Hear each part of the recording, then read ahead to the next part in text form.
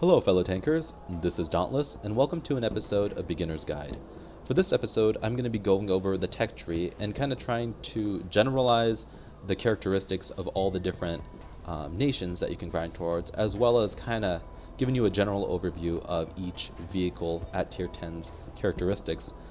If you're anything like me and struggle with making decisions on what to grind towards, hopefully this will help you guys out, especially when you're new to this game and it's an overwhelming amount of vehicles you can choose from, and how do you really narrow down what you want to play. When I first started this game in beta, there was only the E100 line and the IS-7 line, and even then I still scratched my head for hours trying to decide which vehicle I wanted, because once you start a grind and you invest that much time and money into grinding towards that tier 10, it really is hard to just kind of quit a line at tier 7 or tier 8 and be like, you know what, this is too hard, or I don't really like this vehicle. And it's a real big disappointment if you get to the tier 10 and it really doesn't live up to the expectations that you had for it. So anyway, we'll move right into the tech tree. When you get into the tech tree, the very top branch that you'll see is an American branch. The American branch is, in general, the all-arounders, the jack of all trades, if you will. Their vehicles are decent at mobility, have decent armor, have decent rate of fire, have decent gun handling, and the one area that they really shine, in my opinion, is their gun depression. Gun depression is how low a gun can be depressed, or point downwards, if you will. And so when you're fighting on ridge lines or little hills, you can pop over and have your gun actually point down instead of up into the clouds. And coupled with their good turret armor in general, you'll be able to abuse your enemies if you can get yourself into those hull down positions. I'm really not going to cover artillery in this guide. I feel like most arty in general are very similar, and I feel like anyone that's playing or that's new to this game should definitely not play artillery to start with. It is kind of difficult to play and can be boring. So if you're playing this game, I'm assuming you want a real vehicle, and I'm only going to be showcasing those. So top of the tank tree here is the T57 Heavy. T57 Heavy has an autoloader. An autoloader that is characteristic of French vehicles in general, but the American line recently got an autoloader line. An autoloader is a gun that has a clip, and it takes a longer time to reload the clip than it would a normal gun, but once you have the whole clip reloaded, the time between shells is very small. For instance, the T57, I believe, has about a 25-second reload for its clip, whereas the T110E5 only has like a 9 or 10-second reload on its gun. So it takes twice as long to reload the clip, or even 3 times as long for the T57 Heavy, but once you get that clip reloaded, you're able to put out 400 damage shots every 2 seconds, and are able to, so it's really bursty. You can pop around, put 4 shots in and back off and reload, but it is somewhat team reliant. The armor on the tank is definitely trolly. It can be decent, but it's also not the best. Moving on, we have the T110E4 and the T110E3. Both of these vehicles are extremely similar in their characteristics. They're just general kind of beefy tank destroyers. The difference is that the T110E3 has no turret, whereas the T110E4 does have a turret. And because of that, the T110E4 actually sacrifices a lot of armor to have that turret. And because of that, the E3 is much better armored, but the E4 is much more flexible and can even be played as a heavy tank with an a 750 alpha gun. The M48 Patton is an interesting vehicle. It's very slow, and it has kind of trolley armor, but really not the best. A lot of tier 10s will go through like no problem, especially in the hull. But where the Patton shines is its gun handling. Its gun handling is probably the best in the game. And gun handling is how small the reticle is when your vehicle is moving or turning its turret. And this means that the M48 Patton, while it doesn't have the best accuracy in the game, you can literally pop over a ridge, not aim and just fire, and hit your targets almost every time without even trying. This makes it really effective for ridgeline brawling, coupled with its good gun depression, and allows you to just make those awesome snapshots. And so if you're really an instinct shooter that makes really good snapshots, the M48 is an awesome tank. The E5 is kind of like the Patton in a way. It does do good with the snapshots, not as good. It also has great gun depression, and its armor is incredible. It's also pretty mobile for a heavy tank, and while the alpha damage of the gun is not as high as other heavy tanks, it's really an all-arounder. If you're a beginner to this game, The E5 line is probably one of the best lines you could start at because it's very forgiving, it has very good gun depression, making it very comfortable for new users to play, and the armor can be forgiving. Alright, the next line down is the German branch. German tanks in general have the characteristic of accuracy. Any of these vehicles that you pick for will most likely have better accuracy than any other nation's counterpart. For example, if you pick the Tiger 1, its gun is probably going to be more accurate than any other nation's Tier 7 heavy tank. That being said, not all the vehicles are super accurate, but in general, Germans do boast high accuracy guns. Another characteristic that they have is their boxy armor. If you look at the outline of most of these vehicles, you'll notice that their tanks are very square. You could pick really any of them and you'll notice that the layout of the vehicle is very flat at the front and flat at the side, unlike Soviet tanks, for example, that really rely on really smooth, angled armor. German armor is more about brute thickness and about being able to angle the vehicle yourself. So if you are a player like me that likes to use your brain and angle the armor correctly to try to bounce vehicles that are shooting at you, you'll like the German line for sure. Starting at the top here, we have the two tank destroyers, the Grill 15 and the Jagdpanzer E100. Both of these vehicles are very fun to play, but are very, very different. The Grill is an extremely mobile tank destroyer with a turret that can traverse, I think, 45 degrees total. It also has extremely good aim time, very, very good accuracy, and it is one of the best sniping vehicles in the game. If you're a sniper and you love to sit back and snipe but also relocate when you need to, the Grill is for you. And then right below that is a Jagdpanzer E100, which is almost the polar opposite of the Grill. It's very slow, it's very cumbersome, but it also has extremely good frontal armor and it has much higher alpha damage. Whereas the Grill has 750, the Jagdpanzer E100 has, I believe, 1100 alpha a hit. So it really does hurt. Accuracy is also very good and the penetration is also a lot better than the Grill. So if you're in a tank, if you want to be in a tank that can really hunker down and hold off a lot of vehicles without having to move, this tank is for you. Moving down, we have the Mouse and the E100. These are the two heavy tanks that you can get in this branch. The Mouse is the slower, bigger brother compared to the E100. Its gun isn't that good, but it has a lot more hit points and it has a lot more armor that can be played quite well if you know what you're doing, but it's also quite a bit slower. So this is probably the most tanky vehicle in the game if you can play it right, but if you get those really open maps, it's kind of prone to being hit by artillery and it can be frustrating to play. I would not recommend this for beginners. The E100 is a lot more mobile than its bigger, older brother, and its gun actually boasts 750 alpha damage versus the Mouse's, I believe it's 490, which makes this a brute. The E100, in my opinion, is a better choice to grind down, but actually I think in the future they're supposed to be buffing the Mouse actually in the next couple months, and the Mouse could prove to be a worthy contender of the E100, but only time will tell. If you're looking for a vehicle that's just a brute, I would get the E100. The two medium tanks in this line, the E50M and the Leopard 1, are both very, very accurate sniper vehicles. The only difference is the Leopard has no armor, while the E50M has awesome armor. And again, the Leopard 1, because it has no armor, is very, very maneuverable. It also has slightly better damage per minute. But if you're the kind of person like me that doesn't care about armor and likes to just hop around the map and just take shots at vehicles while constantly relocating, the Leopard is a fun choice. I wouldn't recommend it for beginners because it is very unforgiving. If you get lit, probably going to die. The E50M, on the other hand, is very forgiving. Whereas it is slower, it doesn't have the best DPM, it's really, really bouncy, and it's very forgiving. So if you're a beginner, I would definitely recommend the E50M if you're into sniping. Next, we have the Russian line. In general, the Russians have very, very trolley armor, as I call it. Very, very well angled, especially if you look at tanks like the IS-7. You'll notice that the armor is very angled. It doesn't rely on really brute thickness, but it relies on slope. And the slope allows it to bounce a lot of shots where that might punch right through, for example, an E100. And their turrets, in general, are also very, very good. They're very thick and they're very well angled, which allows you to take shots that will bounce off versus tanks like the E100, which has a really flat turret. Heat armor, or I'm sorry, heat ammo will punch right through that, whereas if you're playing the IS-7, it's pretty much impossible to get anything to go through this turret. It's almost like a diamond.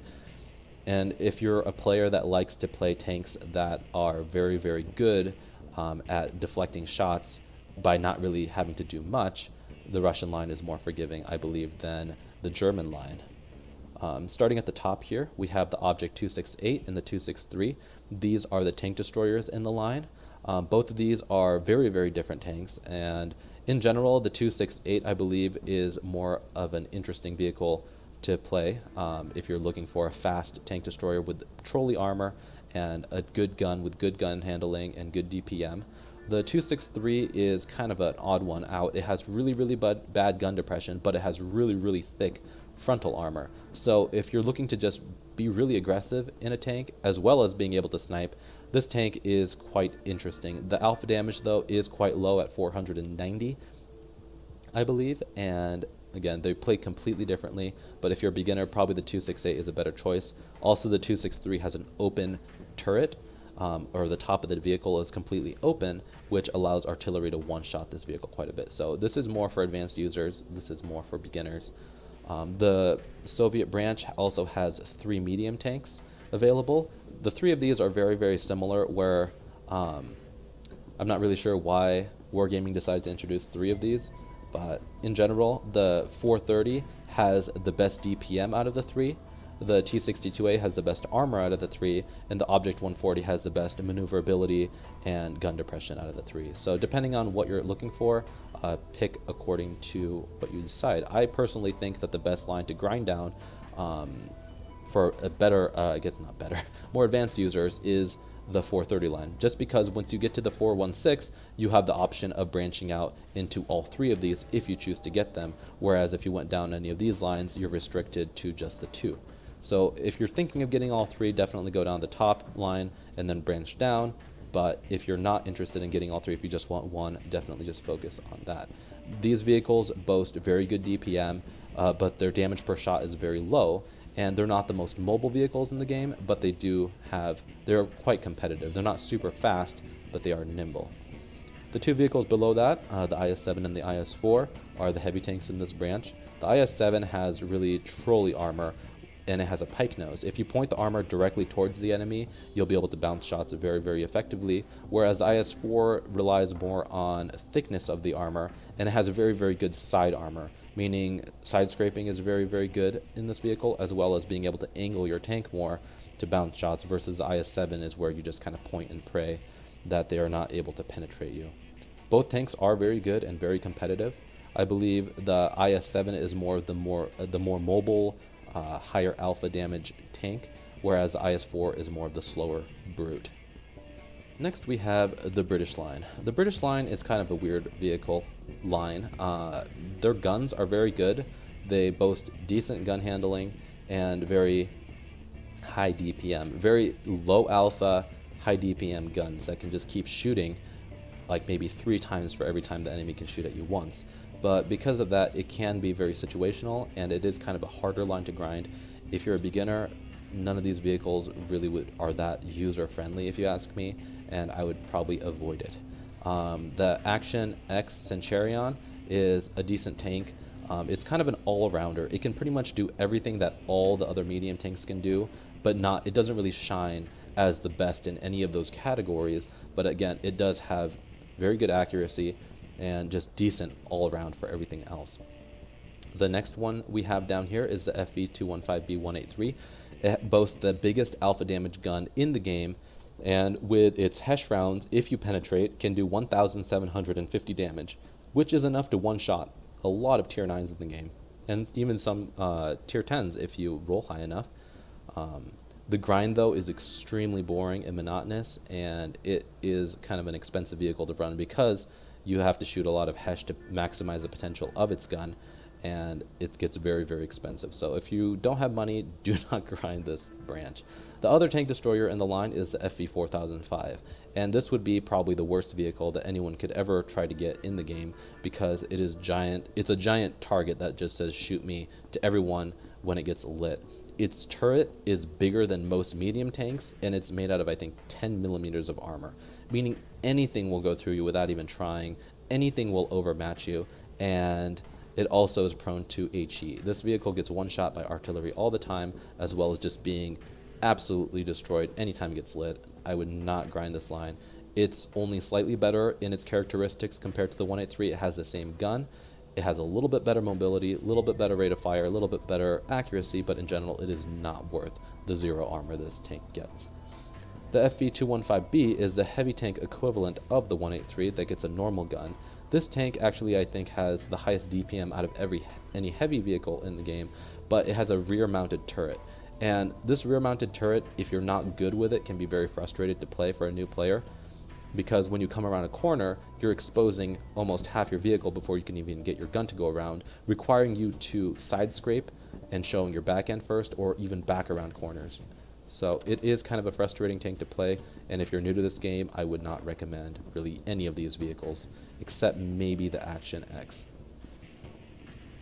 Below that, we have the French line. The French line's main characteristic is autoloaders. A lot of these vehicles, especially at tier 10, gain autoloaders. Just like the T-57 Heavy that we went over in the American branch, the Foch 155, the AMX 50B, the Batchat 25 ton, and even the artillery gets a clip, which is pretty cool.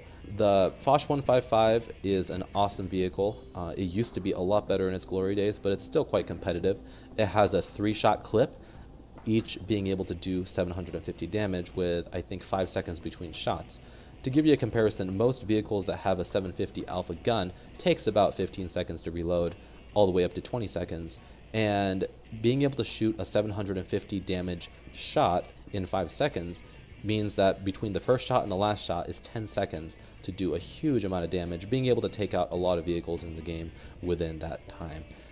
If you're looking for that burst damage and you really like tank destroyers, the Foch is a fun vehicle, and it is somewhat armored in the front, and it has good mobility.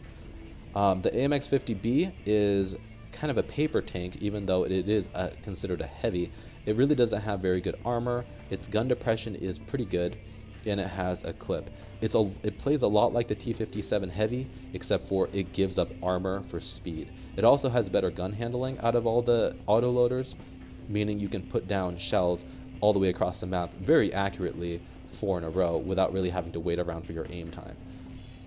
The Batchat 25 ton is probably the favorite tank out of all the unis. All the uni players just adore this tank, and you probably see it a lot on YouTube for all the clan wars and events that are hosted. It's an extremely mobile tank, and it can be played as a light tank, and it has really, really good burst. It holds 5 shells that do 400 damage, or I'm sorry, 400, 390 damage, around there, and it can unload its clip in a very short amount of time. It's very mobile, it's very fun. I thought I was going to enjoy it when I was a beginner, so it was one of the first things that I ground when it became available, but I really didn't like it, and I ended up selling it. If you're more like me and you want more of an accurate gun that you can be halfway across the map and put shot in after shot, the 50B is a better choice. But the Batchat is very, very sneaky, and if you play it right, can be an amazing tank. The AMX-30B is the only tier 10 on this branch that does not have an autoloader, and it plays a lot like the German Leopard 1, where it has really good accuracy, really good mobility. The only difference, I believe, between the Leopard 1 is that its turret is actually kind of trolly, where it can bounce some shots, and I think it might have a little bit better gun depression and DPM. But in general, I believe the Leopard 1, if you're going to play for that kind of vehicle, is superior than the 30B. Next, we have the Czech line. The Czech line is relatively new to World of Tanks, and it only has one line you can grind down, the TVP T50-51. This tank, while I haven't played it personally, my brother owns it, and he adores it. I think he says it's his favorite vehicle in the game. It's quite fast, and it has quite an interesting gun. Its gun only has 320 alpha damage, a lot like the Soviet medium tanks, but it has an autoloader, and it only takes, I believe, 1.5 seconds or something crazy like that between shots. So it can put down that really bursty, 1200 damage within a matter of like 6 seconds. And this is crazy if you think about it. You can clip an entire vehicle in under like 5 or 6 seconds and then just pull back and reload. And the reload is actually quite good on this vehicle as well, and it has good gun depression. This is a very, very good vehicle, but you have to know how to play it. The armor is not that great, and it actually has very, very poor penetration on its standard rounds, and even its premium ammo has very low penetration, meaning that if you're facing tanks frontally, you will have a very hard time going through them, whereas if you get their flank or if you play sneaky, then you can actually maximize the potential of this vehicle. I would not recommend this if you're a beginner, but it will be a good line to grind once you get more experienced with playing light, faster vehicles. Next, we have the Japanese line. The Japanese line is kind of a mixed bag in my opinion, whereas the heavy tanks and the medium tanks don't really share a lot in common. The medium tanks, the STB-1, has amazing gun depression, is really, really good at peeking over hills, and has really high DPM. It's a lot of fun to play this tank. It's kind of like the Leopard 1 in a way, but it just has way better DPM and gun depression, and actually has a really trolly turret that can bounce a lot of shells. The only downside to the STB-1 is that very poor accuracy and aim time. You will not be doing any kind of sniping in this tank, or else you'll be very frustrated if that's what you want out of this vehicle. The grind is also kind of hard to do if you're not used to it, and this is more of an advanced user vehicle. The Type 5 Heavy is a newer vehicle to the game. It boasts a lot of frontal armor, a lot like the E100 or the Mouse, and a big HP pool. It also has a decent high alpha gun doing an average of 600 damage a hit, but as of now this tank is very underwhelming, and it's so slow, and it's just very, very prone to being taken advantage of on the battlefield, and you hardly ever see any of these being played.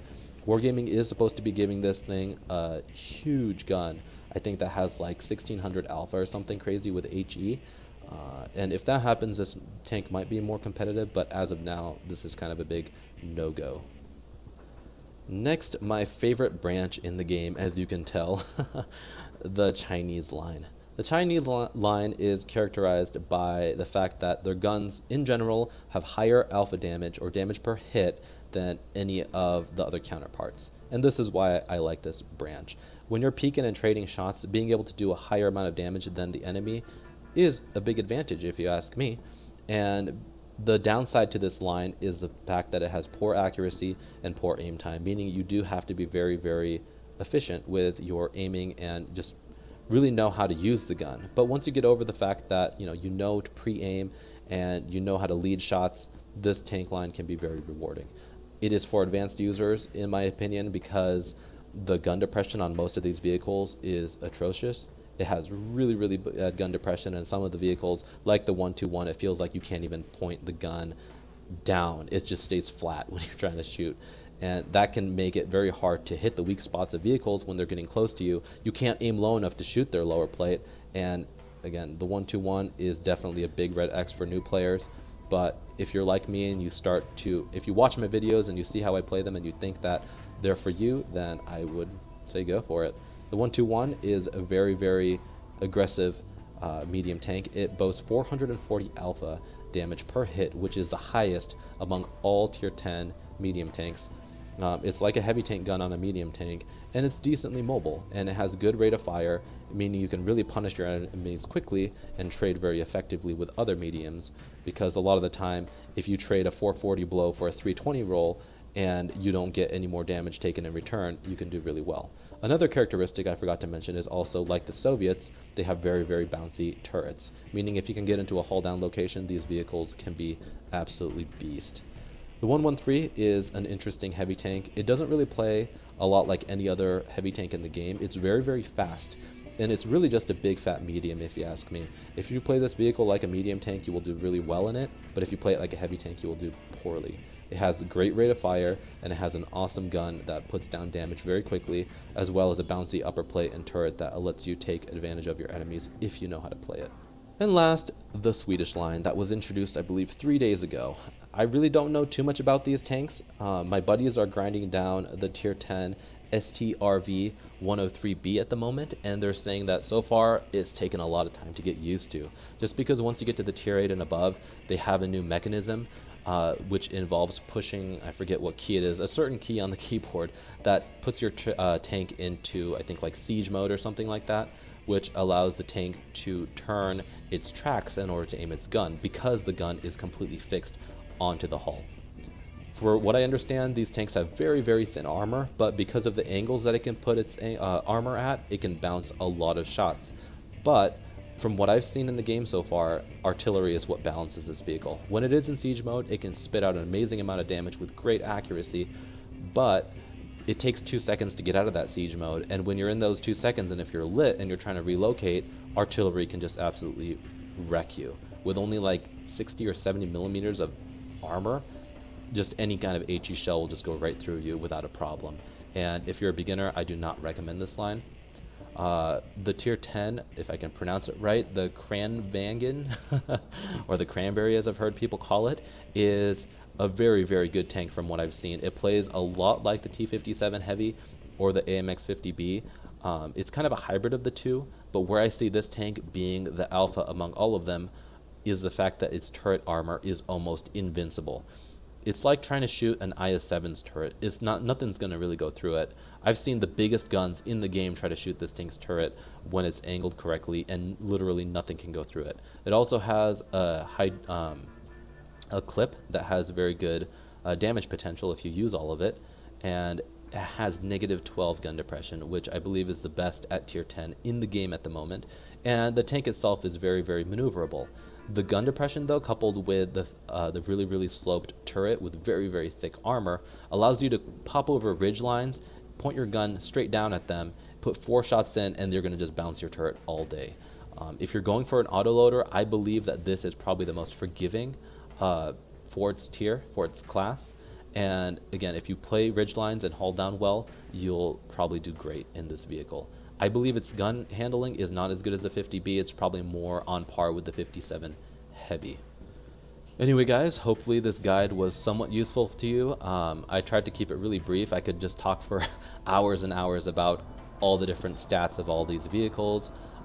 Because I've played this game for so long, I do know quite a bit about them. If you have any further questions, though, about a particular tank, go ahead and leave a comment below and ask me, and I'll be sure to get back to you. If there's a certain tank that you really want to grind towards, but you're not really sure if it's going to fit into your gameplay, or you just, again, want more details of experience, instead of like looking it up on Wiki, for example. If you're like, hey, Dauntless, like, you know, what do you think about this vehicle, and can it do this? I'll be more than happy to answer that for you. So anyway, I'll have more of these guide videos up shortly. If you like them, I would definitely subscribe for more in the future. And if you found this helpful, please give it a like. It really helps me out. And again, thanks for watching, and I'll talk to you guys later.